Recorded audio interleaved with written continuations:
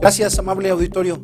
Regresamos a este su programa Foro Potosino para hablar, y yo le preguntaría al maestro Ernesto Sánchez Aguilar, ¿cuáles son las causas que causan, valga la redundancia, las injusticias hoy en día en nuestro país? Las vamos a enumerar, pero primero es muy importante decir que la justicia que aplican los procuradores, que es perseguir solo los delitos, no es solo la aplicación de la justicia. Voy a enumerar muchísimas injusticias. La falta de acceso a la salud pública en este país, a la educación, a la vivienda digna, a un trabajo remunerador. Puedo enumerar muchísimas injusticias, entre ellos también la falta de poder adquisitivo. Todo eso es injusto, lo que está ocurriendo en el país, y ahí no tienen nada que ver los procuradores de justicia, porque ellos se dedican a perseguir delincuentes. Por eso decíamos que la impartición de justicia en un país debe ser más amplio. Ahora, ¿cuáles son las causas de estas consecuencias? Porque en efecto, el problema en este país no es de que tengamos inflación y que no haya atención médica pronta y oportuna, una educación adecuada, acceso a vivienda digna. No, esas no son causas, esas son consecuencias. Y las consecuencias están basadas en una causa. Y la causa es muy simple y muy sencilla. Desde 1929 al día de hoy, se apoderaron de este país un grupo de personas que capitalizan los frutos del rendimiento económico de la nación para beneficio propio de nacionales y extranjeros. Esa es la causa real.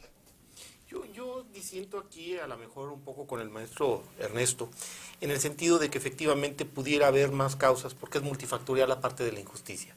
Mas, sin embargo, en el caso concreto de nuestro pueblo, en nuestro estado, los potosinos nos hemos visto afectados en más de un 80% en la parte de la incidencia de la materia penal.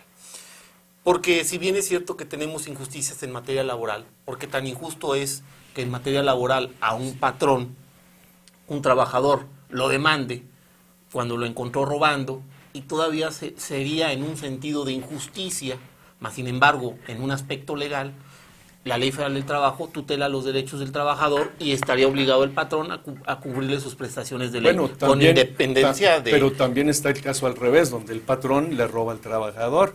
Digo, pues hay de los dos, hay de todo, sí, es lo mismo. Pero obviamente, esa es la función del abogado, tratar de hacer coincidir el derecho y la justicia.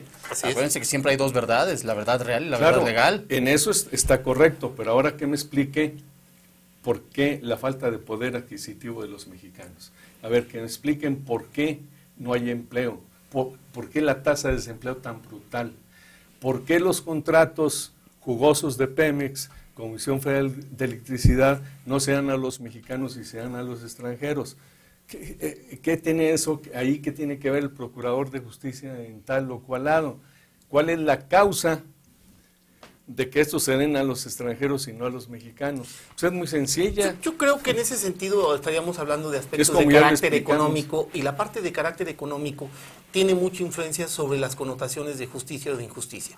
Porque pusiéramos poner el caso de Brasil. El caso de Brasil, que tiene una economía, Lula da Silva, debemos de recordar que fue una economía que tuvo de carácter socialista y aperturó la parte relativa a Petrobras, porque hay que recordarlo, abrió el presidente Lula esta inversión petrolera a los capitales extranjeros. ¿Eso qué ocasionó? Que hubo una detonación de carácter económica en Brasil, teniendo una economía de carácter socialista, de carácter de izquierda, y finalmente pueda situarse económicamente a Brasil en un país que en pocos años ha tenido un crecimiento desmesurado. Eso en realidad es puro cuento. ¿Sabe por qué, licenciado? Es lo mismo con la gendarmería. Ahora resulta de que todos los modelos extranjeros los vamos a aplicar aquí. Eso es lo que está promoviendo ahorita el gobierno, como dice el licenciado. Pero quieren aplicar todos los modelos juntos. Exacto, y dice que porque nos van a beneficiar. No es cierto, los que se benefician son los extranjeros. ¿A poco los franceses nos van a hacer un modelo de gendarmería gratis? Nos van a cobrar.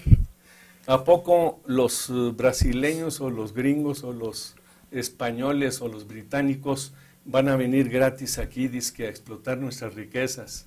No, licenciado, ellos jamás invierten $1 de gratis. Eso es bien a llevarse la lana. Si es que no van a ganar muchos más. Y fíjese, el garlito, licenciado, es de que tenemos a fuerza que contratarlos a ellos que porque requieren muchísima inversión, muchos miles de cientos de trillones de dólares el hacer perforaciones muy profundas.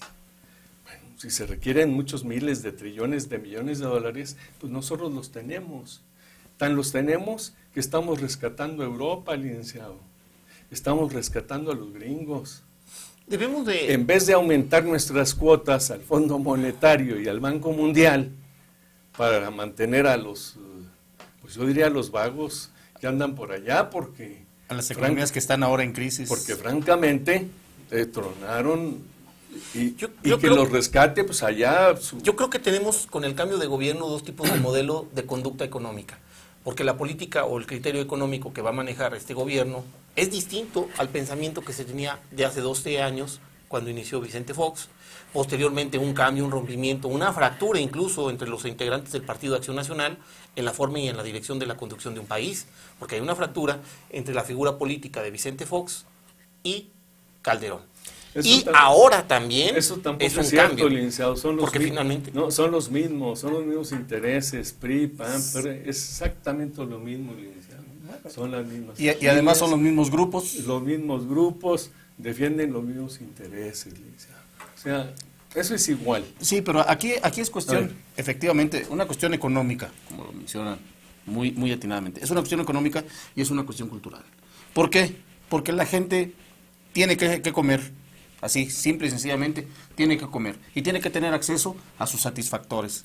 Y además, por ejemplo, se me ocurre una gran injusticia dentro del esquema económico del país, es, por ejemplo, el nulo acceso que tiene mucha gente a la seguridad social y a los servicios de salud. Entonces, claro, licenciado Benjamín, perdón que le interrumpa, ¿habrá nexo causal entre el crecimiento de la pobreza y el delito en México? Definitivamente. Sí. No todo se traduce en policías y ladrones, no todo se traduce en procuración de justicia. Existe un nexo de causalidad con el desempleo, con los bajos niveles de escolaridad, con la corrupción, con la marginación. Todo eso genera la falta de oportunidades, sí. Todo eso genera niveles de inseguridad. Sí. A lo mejor no estamos de acuerdo en cuanto al fondo, pero en cuanto a la forma sí. En cuanto a la forma, en efecto, como son causas multifactoriales, la parte relativa a si no hay un crecimiento económico, si no tenemos oportunidades de empleo, si no tenemos un acceso a una vida justa, digna, a una vivienda de nueva cuenta digna, que no haya un mayor poder adquisitivo a la parte trabajadora, pues obviamente pues nos arroja al pero ojo, es como dijimos hace rato, esas no son causas, esas son consecuencias. Y la causa no es multifactorial, la causa es una, nada más. De que es un grupo que se apodera del poder en México y ellos deciden a quién le dan el dinero y a quién no. Sin embargo, en la parte relativa a la justicia, más aún, licenciado, aquí todos somos colegas. Todos somos constitucionalistas. Conocemos perfectamente bien el artículo 27 constitucional. Sí. Ese artículo le permite a una sola persona, es decir, al presidente de la República, ser dueño de vidas y haciendas. Constitucionalmente el presidente es el que da y quita. Incluyendo lo que usted ha mencionado con relación a la Procuración de Justicia. Bueno, eso es incluso el Ejecutivo es el primer procurador del país. Ese rollo de que es que lo apruebe el Senado. Sí, bueno, él es el jefe. Él es el jefe. Yo quiero hacer las acotaciones. Y el jefe, y usted sabe cómo es la norma jurídica en este país, es el presidente de la República el que decide quién va a votar y quién no va. a quién se consigna y a quién no se consigna. Quiero traer a colación ¿Sí las o reformas a la ley de amparo. En No, la ley de amparo, dentro del capítulo de suspensión, tratándose de materias de telecomunicaciones, transportes y algunas otras materias que son de carácter económico, se vedó, se limitó y se restringió un capítulo que se llama incidente de suspensión del acto reclamado. ¿Para qué? Sí. Para que aquella persona que se sienta dolida en sus garantías constitucionales no pueda suspender el acto de autoridad. Y que bueno, eso nos tocará verlo ya en la práctica. Bueno, respecto a este público, voy a aprovechar eso. Pues el interés público es justamente preservar las garantías individuales y los derechos humanos, licenciado. Sí, ahí vamos sobre el punto del interés público. Ya que tocó usted ese punto, mire, Ignacio Comonfort, que fue presidente de este país, declaró en alguna ocasión: el amparo en manos de ejecutivos complacientes es la mayor amenaza para el ser humano. Y es lo que está ocurriendo. Eso de eliminar la suspensión. ¿Y quién era su presidente de la Suprema Corte? Con base, Benito Juárez. Benito Juárez. Con base, dizque porque unos son casinos, que dizque porque otros son antros, y que dizque porque el interés público sobre servicios de la nación o del patrimonio de la nación no se va a otorgar la suspensión. Bueno, ¿y por qué no? Esa es una barbaridad. La esencia del juicio de amparo, licenciado, es justamente la suspensión, para empezar. ¿De qué le sirve a un ciudadano ir para que no le corten la cabeza? Si no hay la suspensión, si mientras averigua, dicen, pues ya se la cortaron. La esencia del juicio de amparo, desde Rejón y Mariano Otero, fue precisamente fue precisamente a la suspensión. Pues sí, vuelvo a reiterar.